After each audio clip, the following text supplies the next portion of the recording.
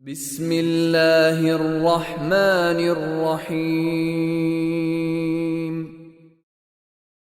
Bismillahirrahmanirrahim. Assalamualaikum warahmatullahi wabarakatuh. Innal hamdalillah nahmaduhu wa nasta'inuhu wa nastaghfiruh wa na'udzu billahi min shururi anfusina wa sayyiati a'malina. May yahdihillahu fala mudilla lahu wa may yudlilhu fala hadiya lahu.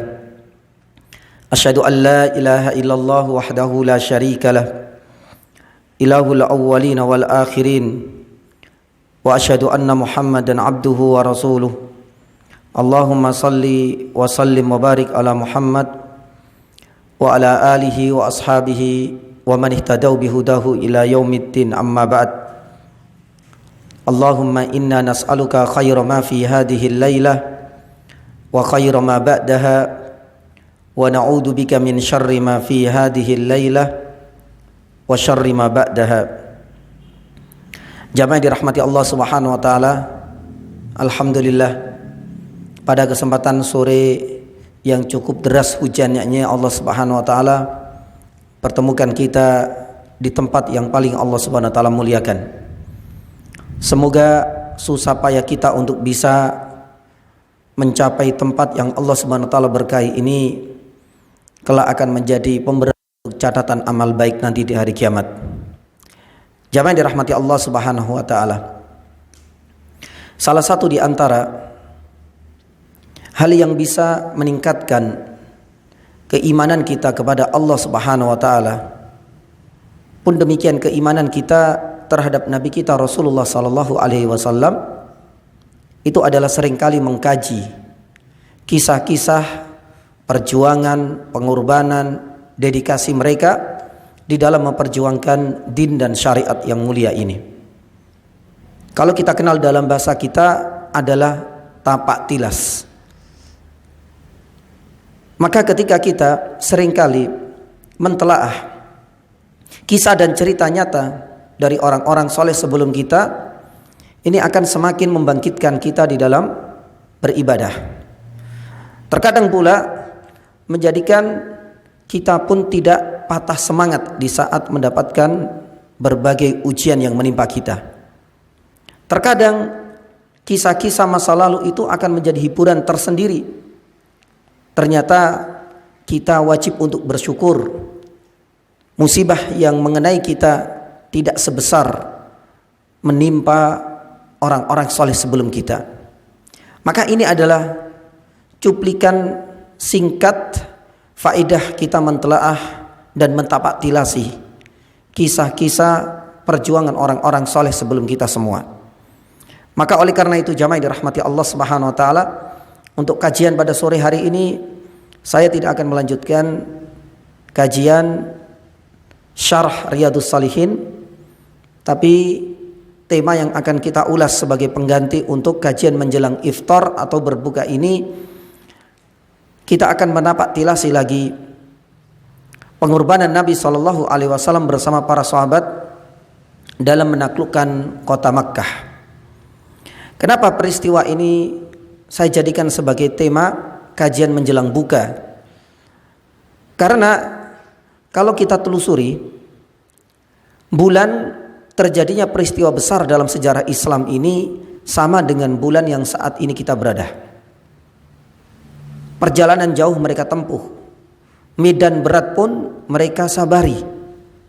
Tapi setelah kita selidiki, dalam kondisi yang serba terbatas, logistik pun pas-pasan, mereka tetap menjalankan puasa. Maka inilah yang akan kita petik.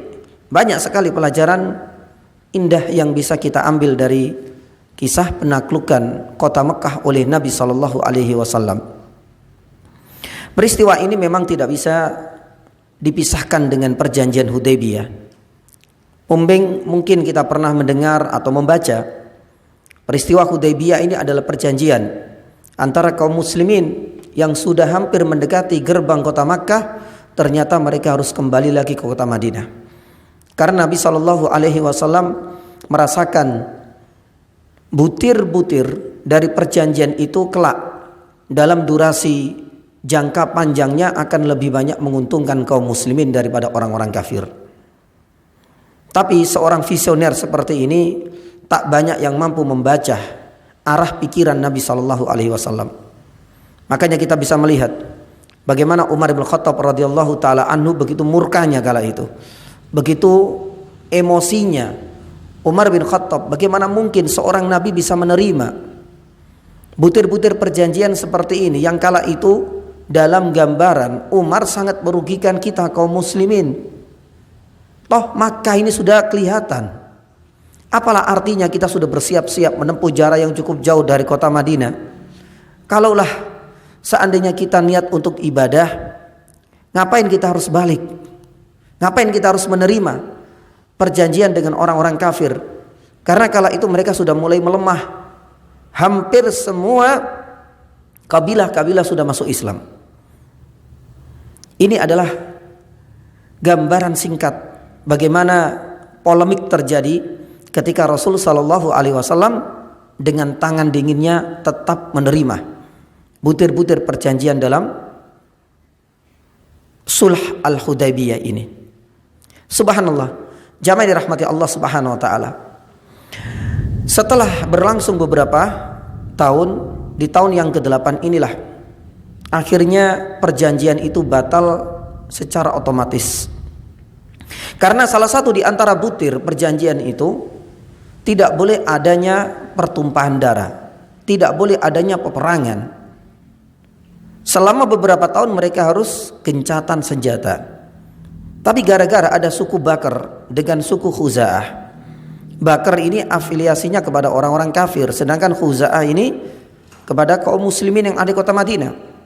Khuza'ah ini menjadi korban kebrutalan orang-orang kafir Quraisy yang kala itu diwakili oleh suku Bakr. Ketika Nabi SAW mendengar dan menyaksikan sendiri, mereka sendiri yang pertama kali melanggar perjanjian itu, maka di sini Nabi SAW tidak berpikir panjang. Saatnya Makkah kala itu harus segera untuk ditaklukkan. Maka oleh karena itu jamaah dirahmati Allah Subhanahu Wa Taala, Nabi SAW adalah seorang yang visioner. Nabi SAW punya sifat yang namanya al-anats. Al-anats itu artinya cerdas, tapi kecerdasannya itu tidak menjadikan dia terburu-buru untuk mengambil sebuah kebijakan.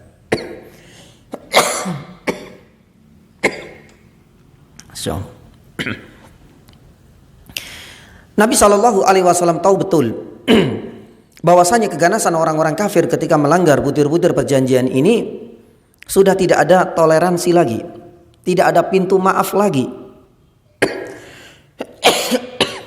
Bahkan Abu Sufyan yang kita tahu ya, kala itu masih kafir, itu sampai dikirim oleh orang-orang kafir Quraisy guna untuk meminta syafaat, meminta keringanan, paling tidak jangan sampai kaum muslimin di kota Madinah ini menyerang kota Makkah. Memang sedari awal mereka ini sudah lemah. Yang dikirim gak sembarangan, Abu Sufyan sendiri yang datang ke kota Madinah. Maka oleh karena itu jamaah dirahmati Allah, Nabi SAW ini al-anats, ya, karena tahu kalau seandainya Nabi SAW langsung menyiapkan kompi untuk menyerang kota Makkah, maka hal ini akan menimbulkan banyak madarat. Karena kala itu Nabi SAW adalah seorang pemimpin negara yang dihadapi tidak ada masalah eksternal, ini masalah eksternal, tapi masalah internal pun menjadi pikiran Nabi SAW. Seandainya Nabi SAW keluar bersama-sama ke kota Makkah, aman gak kota Madinah kala itu? Nah di sini Nabi SAW tenang, menunjukkan sifat al-anatsnya, karena masalah terbesar dalam negeri kota Madinah kala itu didominasi oleh dua kelompok duri dalam daging. Yang pertama adalah orang-orang Yahudi, dan yang kedua adalah orang-orang munafik. Tapi subhanallah, Nabi SAW berusaha untuk menyelesaikan hal ini. Urusan dalam negeri, berusaha Nabi SAW tuntaskan. Alhamdulillah, orang-orang Yahudi sudah diusir oleh Nabi sallallahu alaihi wasallam. Pun demikian dengan gembongnya orang-orang munafik, ya, ini sudah mati. Abdullah ibn Ubay ibn Yani Salul, kekuatan mereka semakin melemah. Maka ketika Rasul sallallahu alaihi wasallam menyiapkan tentaranya, Nabi sallallahu alaihi wasallam merasa lebih tenang. Nabi sallallahu alaihi wasallam tidak seperti layaknya peperangan-peperangan sebelumnya. Dari dulu keinginan Rasulullah sallallahu alaihi wasallam itu benar-benar sudah tidak mampu lagi membendung kerinduan mendalam untuk bisa bertemu dengan tanah kelahirannya tercinta, itu kota Makkah. Maka sebelum meninggalkan kota Madinah, Nabi sallallahu alaihi wasallam benar-benar menuntaskan jangan sampai ada masalah besar yang terjadi di kota Madinah. Gak tahu apa yang terjadi kalau seandainya semua keluar dari kota Madinah, hanya menyisakan orang-orang tua, anak-anak dan para wanita, kemudian mereka diserang, maka berarti selesai. Nah, di sini Nabi Shallallahu Alaihi Wasallam setelah benar-benar meyakinkan bahwasanya masalah internal tertuntaskan, baru kemudian Rasul Shallallahu Alaihi Wasallam yang bergerak. Keluarnya Nabi Shallallahu Alaihi Wasallam dari kota Madinah itu di tanggal 10 bulan Ramadan. Subhanallah. Ini bukan perkara yang gampang ya nih jamaah. Jarak tempuhnya sangat jauh. Itu pun belum ada moda transportasi cepat seperti layaknya hari ini kita jumpai. Nabi Shallallahu Alaihi Wasallam harus melewati medan yang berat di bulan Ramadan. Belum lagi Nabi Shallallahu Alaihi Wasallam pun dalam kondisi yang memang masih memikirkan, karena beliau adalah seorang kepala negara. Pikirannya bukan hanya untuk satu sisi saja, berbagai hal beliau pikirkan. Tapi dengan jiwa besarnya Nabi Shallallahu Alaihi Wasallam dan menunjukkan kuatnya sandaran Nabi Shallallahu Alaihi Wasallam kepada Allah, di tanggal 10 itulah Rasul Shallallahu Alaihi Wasallam yang berangkat. Tak lama kemudian ketika sampai di gerbang kota, yakni kota Makkah, sekitar hampir sepekanan atau seminggu lebih lah, Nabi Shallallahu Alaihi Wasallam melakukan perjalanan daratnya. Ketika sampai di sana dengan izin Allah, orang-orang kafir Quraisy tak ada satupun yang berani untuk menghadangnya. Praktis ya, nggak ada pertumpahan darah, nggak ada yang namanya mubarazah, duel satu dengan satu tidak terjadi. Alhamdulillah. Hanya saja Nabi Shallallahu Alaihi Wasallam sebelum sampai di kota Makkah ini sudah membuat list sekitar 10 orang, daftar orang-orang yang akan dibunuh. Mereka sudah divonis mati oleh Nabi Shallallahu Alaihi Wasallam. Karena 10 orang ini dianggap sebagai gembongnya orang-orang kafir Quraisy yang ada di kota Makkah, yang kesalahan dan dosa besarnya itu tak mungkin lagi diampuni oleh Nabi Shallallahu Alaihi Wasallam. Salah satunya adalah Abdullah ibn Mu'attal, salah satunya adalah Ikrimah, putranya Abu Jahal. Tapi beberapa di antara mereka banyak yang akhirnya kemudian meminta maaf kepada Rasulullah SAW dan siap untuk menerima cahaya Islam. Tapi enggak semuanya. Salah satunya adalah Abdullah ibn Mu'attal ini. Makanya di dalam sebuah riwayat, Ali bin Abi Thalib radhiyallahu taala anhu yang diberikan mandat oleh Nabi Shallallahu Alaihi Wasallam untuk mencari di mana Abdullah ibnu Mu'attal meskipun bersembunyi di balik kiswah Ka'bah, ya akhirnya kemudian ditemukan dan yang dibunuh. Apakah boleh membunuh dan menumpahkan darah di kota Makkah yang itu merupakan tanah haram? Ya, ini adalah bagian dari kisos. Ini adalah bagian dari menegakkan had hukuman yang diperbolehkan. Ya, sebagaimana saat ini kita jumpai ya nih jamaah, kota Makkah itu ada batasan haram. Kota Madinah pun demikian. Tapi kita lihat ada tempat yang khusus untuk mengeksekusi orang-orang yang sudah terbukti melakukan dosa besar. Salah satunya adalah pembunuhan. Karena dosa besar di sana, orang yang dibunuh balasannya juga akan dihilangkan nyawanya pula. Pun demikian dengan apa yang dilakukan oleh Nabi Shallallahu Alaihi Wasallam.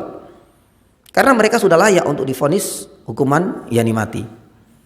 Subhanallah, Nabi Shallallahu Alaihi Wasallam sampai di kota Makkah disambut dengan cerianya. Ternyata banyak grassroots orang-orang yang berada di kungkungan kafir Quraisy ini ternyata sudah menyimpan rapat-rapat dan menyembunyikan keimanannya. Tapi giliran Nabi SAW datang dan orang-orang kafir tak mungkin lagi untuk membendungnya, akhirnya mereka menampakkan di hadapan orang-orang kafir Quraisy. Mereka tak bisa apa-apa lagi. Maka oleh karena itu jamaah yang dirahmati Allah Subhanahu wa taala, oleh karena itu Rasulullah SAW dalam kajian Syarah Riyadhus Shalihin kemarin la hijrata ba'dal fatah. Ini sudah menjadi hijrah yang terakhir. Dahulu ketika sebagian sahabat yang harus meninggalkan kota tercinta, termasuk Nabi SAW, kota kelahirannya harus tinggalkan. Sudah nggak ada lagi setelah penaklukan kota Makkah ini untuk hijrah yang lebih berat melebihi hijrah pertamanya, generasi pertama ke kota Madinah. Para sahabat dan para ulama menafsirkan ucapan Nabi SAW dan sebagaimana sudah kita sampaikan dalam kajian rutin, sebagian ada yang menyatakan karena kota Makkah saat itu pasca penaklukan kota Makkah resmi menjadi Darul Islam, menjadi negara Islam. Kalau sudah menjadi negara Islam, sudah nggak ada kewajiban lagi untuk hijrah, karena tempat itu sudah menjadi tempat yang sangat layak untuk menegakkan nilai-nilai tauhid dan untuk menunaikan ibadah dan penyembahan kepada Allah Subhanahu wa taala semata.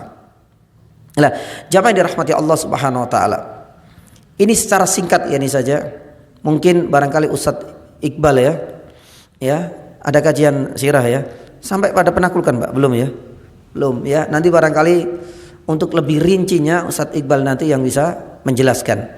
Tapi sebenarnya yang ingin saya sampaikan di sini adalah kita ingin memetik hikmah dan pelajaran penting apa saja sih dari kisah penaklukan kota Makkah yang kebetulan bulannya sama dengan bulan yang saat ini kita berada. Mereka pun tidak merasa berberat hati ketika mendapatkan instruksi dari Nabi SAW.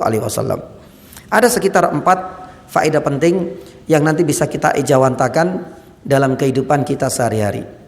Yang pertama, jamaah yang dirahmati Allah Subhanahu wa taala, kekuatan sejati bagi seorang muslim itu adalah kekuatan iman.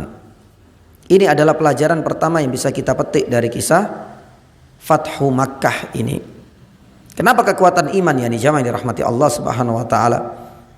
Kita bisa merasakan kalau bukan kekuatan iman, tak mungkin mereka mau dan secara sukarela menerima dengan lapang dada instruksi dari Nabi SAW. Ini bukan perkara yang gampang. Makanya tercatat dalam sejarah ada 2 peristiwa yang terjadi di bulan Ramadan. Yang pertama adalah perang apa? Badar, dan yang kedua adalah penaklukan kota Makkah. Kalau seandainya perang Badar, memang di situ nyawa menjadi taruhan. Tapi kalau melihat mulai dari jarak tempuhnya nggak terlalu jauh, pun demikian medannya pun nggak terlalu berat bila dibandingkan dengan penaklukan kota Makkah.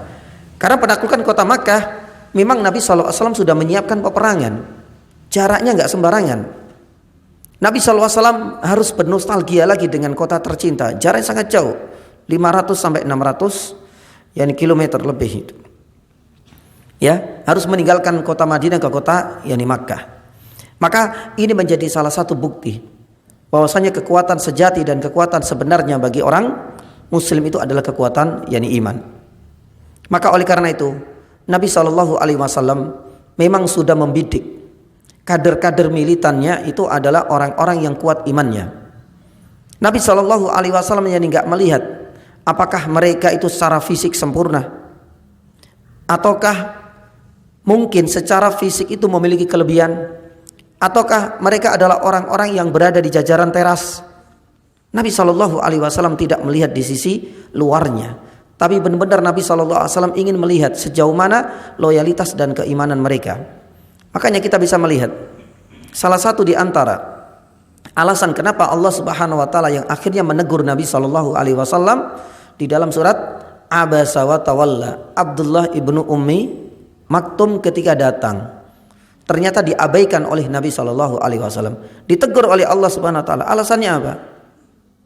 Coba kita lihat, Abdullah ibnu Maktum orang yang beriman, tapi beliau seorang yang buta. Tapi Allah Subhanahu wa taala benar-benar menghargai banget keimanan. Meskipun yani buta, otomatis perannya kan nggak terlalu besar lah. Makanya tercatat Abdullah bin Maktum itu mendapatkan amanat dan mandat untuk menjadi apa? Muadzin. Cuma itu peperangan nggak mungkin bisa sudah. Tinggal di kota Madinah. Tapi giliran ketika itu Rasulullah Sallallahu Alaihi Wasallam ditegur oleh Allah Subhanahu Wa Taala, abasa wa tawalla. Subhanallah. Para ulama tafsir mengatakan apa? Jangan engkau lihat tamumu yang merupakan pemimpin pembesar suku, hanya karena melihat itu kemudian engkau mengabaikan Abdullah ibnu Maktum yang banyak orang melihat perannya nggak terlalu besar, apalagi fisiknya pun maaf punya cacat, buta. Tapi ingin mengingatkan yani kembali, coba engkau lihat bagaimana loyalitas sahabat seperti Abdullah ibnu Maktum ini nggak ada duanya. Sedangkan yang engkau dakwah itu Muhammad itu belum tentu menerima dakwamu. Kalau Abdullah ibnu Maktum sudah teruji keimanannya, jangan engkau lihat fisiknya, jangan engkau lihat perannya yang tidak besar. Maka ini menjadi satu teguran dari Allah Subhanahu wa taala untuk Nabi sallallahu alaihi wasallam. Maka oleh karena itu jamaah yang dirahmati Allah, di dalam hal ini pun yang sama. Makanya militansi kader pertama didikan Nabi sallallahu alaihi wasallam luar biasa sekali. Hampir setiap kali Nabi sallallahu alaihi wasallam menginstruksikan, mereka akan mengucapkan sami'na wa ta'na. Hanya orang-orang munafik yani saja yang mereka selalu memprotes. Atau mungkin barangkali benih-benih munculnya orang-orang Khawarij. Yang kata Nabi sallallahu alaihi wasallam ketika dituduh tidak adil dalam membagi harta rampasan yang kita kenal dengan kisah Dzul Khuwaisirah. Ini saja mereka sebagian kecil, tapi yang benar-benar lulus dalam madrasah pertama yang didirikan oleh Nabi Shallallahu Alaihi Wasallam, mereka sudah teruji keimanannya. Mereka adalah orang-orang yang militan. Belum penaklukan kota Makkah, perang Badar pun sama. Kalau kita bahas ini pun tak jauh berbeda.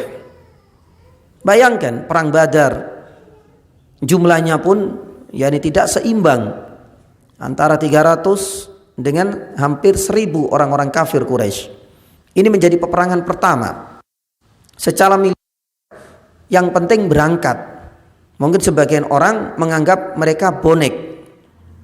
Tapi kita melihat ada peran besar di balik angka yang kecil hanya sekitar 300 ini saja.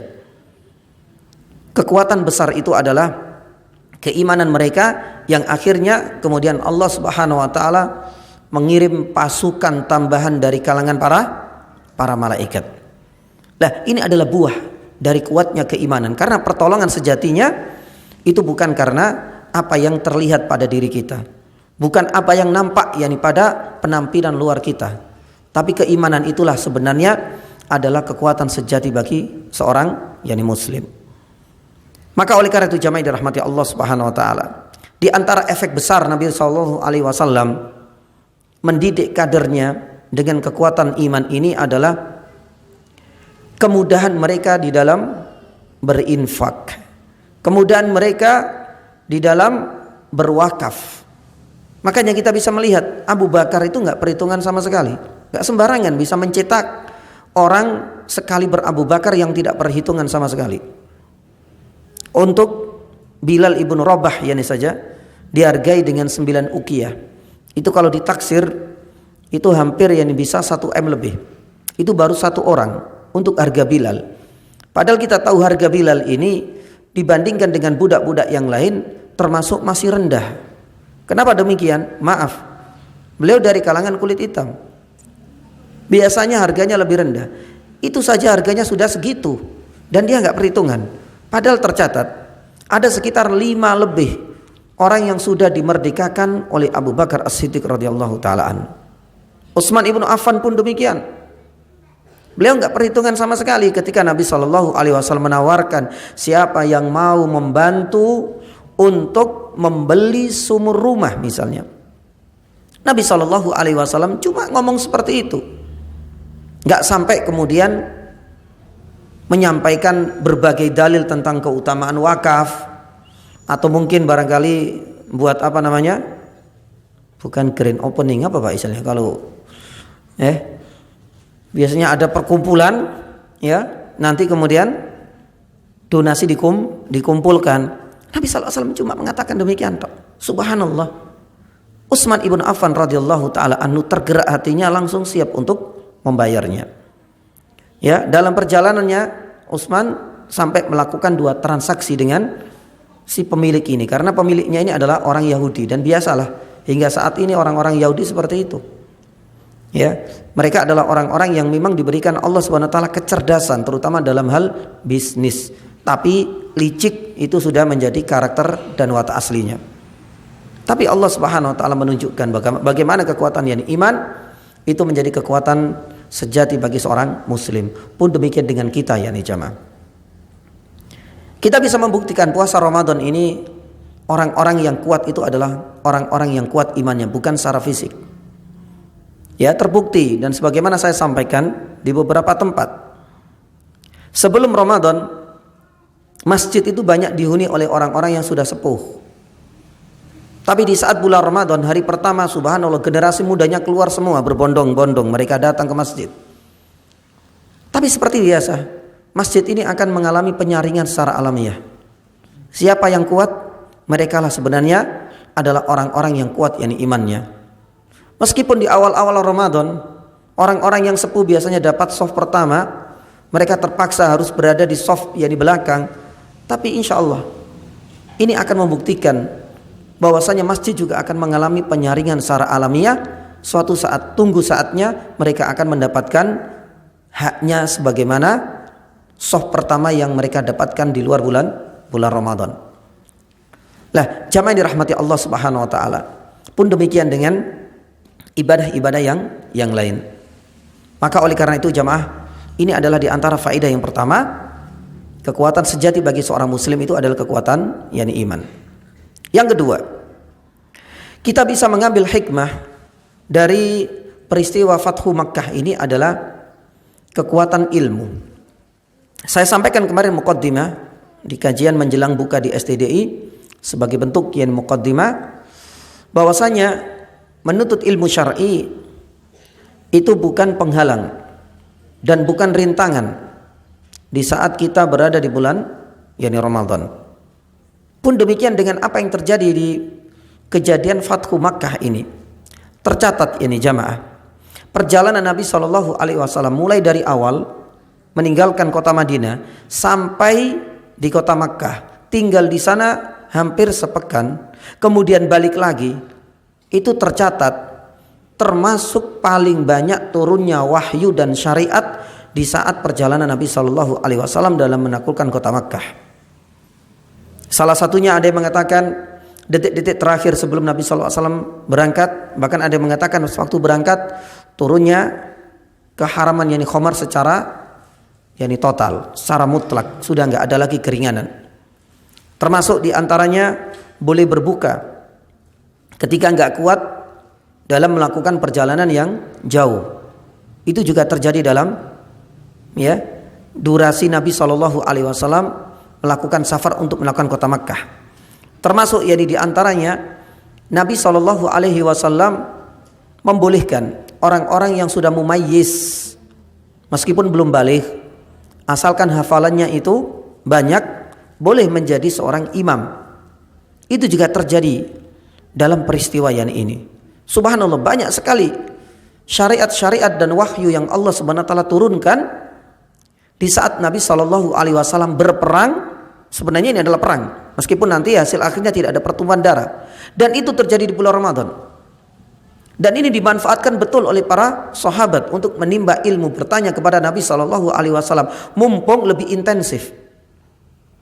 Karena kalau seandainya keberadaan Nabi SAW di kota Madinah, otomatis para sahabat ini nggak leluasa, harus terbagi hari-harinya Nabi SAW bersama istri-istrinya. Tapi ketika mereka mendampingi Nabi Shallallahu Alaihi Wasallam, berarti 24 jam non-stop mereka siap untuk mendampingi Nabi Sallallahu Alaihi Wasallam. Ini dimanfaatkan untuk menimba ilmu. Tapi ternyata di balik itu semua banyak sekali syariat-syariat yang diturunkan oleh Allah Subhanahu Wa Taala dalam durasi perjalanan Nabi Shallallahu Alaihi Wasallam hampir sebulan. PP Madinah ke Mekah, kemudian balik lagi ke kota Madinah, itu hampir sebulan. Lah, oleh karena itu jamaah dirahmati Allah Subhanahu Wa Taala, sampaikan yang kemarin di STDI bahwasanya kekuatan ilmu itu adalah salah satu di antara kekuatan yang harus mampu menjadi prinsip kita di saat kita bulan Ramadan. Rasa lapar dan dahaga janganlah jadikan alasan untuk kita malas menimba ilmu syar'i. Sebagaimana para sahabat, mereka pun lapar layaknya kita. Mereka pun haus. Bahkan lapar dan dahaganya mereka tentunya lebih parah daripada kondisi kita saat ini. Mereka harus menempuh jarak yang sangat jauh. Pun yang demikian, cuaca di luar, apalagi di daerah gurun, itu lebih panas daripada cuaca kita di negara yang tropis ini. Dan banyak lagi perbedaan yang sangat mencolok. Maka thalabul ilm, menuntut ilmu syar'i bukan rintangan bagi orang yang sedang berpuasa. Bahkan sebaliknya, orang yang berpuasa ini seharusnya lebih banyak untuk memanfaatkannya guna menuntaskan ilmu-ilmu yang belum terselesaikan sebelumnya. Saya sampaikan yang kemarin di STDI, salah satunya ulama-ulama besar mereka, Imam At-Tabrani, itu malah memotivasi murid-muridnya, siapapun yang belum tuntas menyelesaikan hafalan hadis, mendikte, menulis hadis-hadis, itu malah Ramadan dijadikan sebagai momentum agar benar-benar terselesaikan di bulan yang penuh berkah itu. Pun saya sampaikan yang kemarin ada beberapa kisah. Ya, disebutkan oleh Imam Az-Zahabi di mana seorang ahli hadis Muhammad ibnu Saleh ketika belajar kepada gurunya mendapatkan sanad dan selesai di bulan Ramadan ini pula. Pun demikian dengan orang yang mendapatkan sanad dari kitab Al-Amali karangan Syekh Abdul Razak, ini pun sama, terungkap di dalam sanadnya itu menyelesaikan fi Ramadan, di bulan Ramadan. Maka ini menjadi bukti bahwasanya bulan Ramadan ini adalah syahrul ilm, bulan untuk kita menambah ilmu kita, bukan malah sebaliknya. Tidakkah kita merasakan jamaah di saat kita berpuasa itu seakan-akan kita merasa risih untuk berbuat kemaksiatan. Bahkan yang namanya kadang ada waktu-waktu tertentu seakan lisan ini keluh, merasa nggak enak saja. Ada dorongan dalam hati kita untuk tidak berbuat maksiat. Melihat hal-hal yang maksiat ini saja merasa berat. Itulah buah dari sabda Nabi Sallallahu Alaihi Wasallam, as-saumu junnah. Karena sejatinya puasa itu adalah perisai. Maka di saat kita merasakan bahwasanya bulan Ramadan ini menjadikan kita itu terjaga dari kemaksiatan, maka manfaatkanlah momentum emas seperti ini. Karena seringkali kita belajar tapi enggak masuk, susah untuk dicerna. Itu sebenarnya salah satu alasannya itu adalah kita masih belum bisa meninggalkan kemaksiatan. Ini mumpung kita di bulan puasa, rasa lapar campakkan ini saja. Rasa dahaga biasa, tapi rasakan bahwasanya kita ini saat ini benar-benar sudah dijauhkan oleh Allah Subhanahu Wa Taala di saat kita berpuasa dari kemaksiatan. Dan inilah yang akan bisa memudahkan kita untuk menuntaskan ilmu-ilmu yang belum terselesaikan. Maka apa yang dilakukan oleh generasi-generasi dahulu, orang-orang soleh di kalangan para ahli hadis, mereka malah menunggu waktu bulan Ramadan, karena bulan Ramadan ini adalah bulan yang penuh berkah. Kemudahan, pertolongan dari Allah Subhanahu Wa Taala itu adalah sebuah keniscayaan. Maka ini adalah yang kedua. Adapun yang ketiga, kekuatan akhlak itu tercermin sekali selama perjalanan para sahabat dan Nabi Shallallahu Alaihi Wasallam ke kota Makkah. Dan ini seharusnya menjadi kekuatan kita selama di bulan Ramadan. Sekalipun iman kuat, akidah kita mantap, pun demikian keilmuan kita subhanallah luar biasa sekali tingginya. Tapi jangan lupa bahwasanya akhlak dan budi pekerti ini pun seharusnya menjadi perhatian serius bagi kita semua. Dan itu bisa kita tilik. Perjalanan Nabi Shallallahu Alaihi Wasallam dari kota Madinah ke kota Makkah itu membuahkan banyak sekali akhlak-akhlak yang mulia. Salah satunya adalah tawaduknya Nabi Shallallahu Alaihi Wasallam. Ketika Rasul Shallallahu Alaihi Wasallam sampai di gerbang yakni kota Makkah, Rasulullah Shallallahu Alaihi Wasallam menundukkan yakni kepalanya di atas untanya sampai jenggotnya ini menyentuh punuk untanya. Rasul Shallallahu Alaihi Wasallam sadar beliau bukan seorang penjajah atau kolonialis, di mana tatkala mereka memasuki negara jajahan, subhanallah, seringkali membusungkan yakni dadanya. Kadang-kadang disiapkan red carpet untuk menyambutnya. Nabi Shallallahu Alaihi Wasallam yakni tidak. Mereka adalah orang-orang yang menjadi perhatian nantinya setelah selesainya penaklukan ini. Tentu mereka adalah PR besar bagi seorang Nabi Shallallahu Alaihi Wasallam karena menjadi orang terakhir yang akan didakwai. Berbeda dengan penduduk Madinah yang sudah kondusif. Maka Nabi Shallallahu Alaihi Wasallam menundukkan yakni pandangannya sampai jenggotnya tersentuh dengan punuk yakni untanya. Pun demikian, nilai-nilai luhur terlihat adalah nilai keadilan. Nabi Shallallahu Alaihi Wasallam tahu betul bagaimana penderitaan orang-orang Madinah ketika banyak keluarganya menjadi kurban dalam perang Uhud. Siapa pelakunya? Ya mereka ini penduduk Makkah. Makanya ada sebuah riwayat, Ubay bin Ka'ab itu pernah mendengar orang-orang Ansor yang ada di Madinah ini sudah siap-siap. Nanti saatnya ketika kita menaklukkan kota Makkah, kita akan bumi hanguskan yakni kota Makkah. Mereka belum bisa menghilangkan rasa kecewanya ketika saudara sanak famili yang menjadi kurban dalam perang yakni Uhud. Tapi apa kata Nabi Sallallahu Alaihi Wasallam? Kalian semua harus adil. Berapa nyawa yang hilang sih dari kita? Kalau seandainya seperti itu, ya ambil. Itu kalau seandainya adil. Tapi akhirnya ketika Nabi Sallallahu Alaihi Wasallam mengatakan yang demikian, ternyata mereka lebih memaafkan.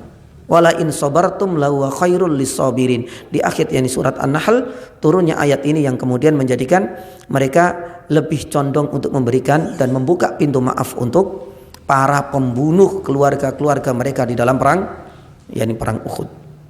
Dan banyak lagi, di antaranya adalah sisi amanahnya Nabi Sallallahu Alaihi Wasallam. Kita tahu yang namanya ya negeri jajahan kalau sudah dikuasai ini kan seakan-akan seringkali jadi bancaan bareng-bareng.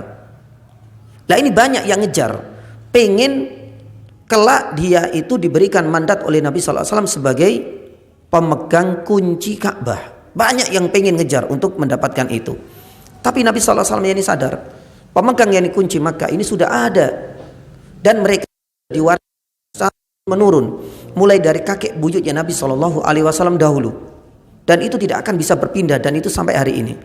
Nabi Sallallahu Alaihi Wasallam ketika sampai di kota Makkah, banyak yang pengen berebut untuk menjadi pemegang tunggal kunci yakni Ka'bah. Tapi Nabi Sallallahu Alaihi Wasallam enggak, ini amanah dari Allah yang akhirnya kemudian diserahkan kepada orang yang berhak. Subhanallah, banyak hal ya akhlak luhur Nabi Sallallahu Alaihi Wasallam. Adapun yang terakhir ya adalah banyak istighfar yakni jamaah. Karena penaklukan yakni kota Makkah ini adalah menjadi akhir dari perjalanan Nabi Sallallahu Alaihi Wasallam untuk menguasai daerah yakni jajahan. Makanya hampir seluruh kota-kota dan distrik yang ada di sekitar kota Madinah, bahkan sekitar kota Makkah, mereka semua sudah tunduk kepada kekuasaan Nabi Sallallahu Alaihi Wasallam, menyisakan yakni kota Makkah yakni ini. Makanya kemudian Allah Subhanahu Wa Taala menurunkan dalam An-Nasr, idza jaa nasrullahi wal wa ra'aitan nasa yadkhuluna fi dinillahi afwaja. Semuanya masuk.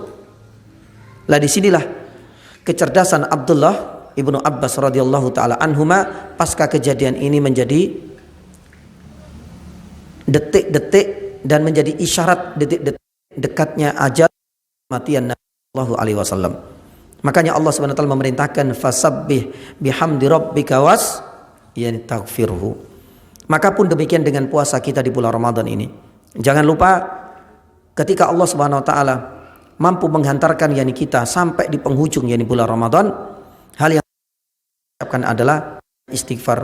sebagai penutup kekurangan dan ketidakmampuan kita selama beribadah di bulan Ramadan. Sebagaimana pula Nabi sallallahu alaihi wasallam memperbanyak istighfar untuk menutup kekurangan dan ketidakmampuan Nabi sallallahu alaihi wasallam dalam menjalankan amanah dan risalah yang disampaikan kepada umatnya. Demikian yang bisa kami sampaikan. Mudah-mudahan yani ada faedahnya dan semoga yani kita mampu bisa mengimplementasikan kekuatan-kekuatan yang kita bisa petik dari peristiwa Fathu yani Makkah. Semoga Allah Subhanahu wa taala pertemukan kita di lain kesempatan. Kita tutup dengan doa majelis. Subhanallah asyhadu an la ilaha illa anta astaghfiruka wa atubu ilaik. Wa sallallahu ala nabiyyina Muhammadin wa ala alihi washabihi wasallam. Wassalamu alaikum warahmatullahi wabarakatuh.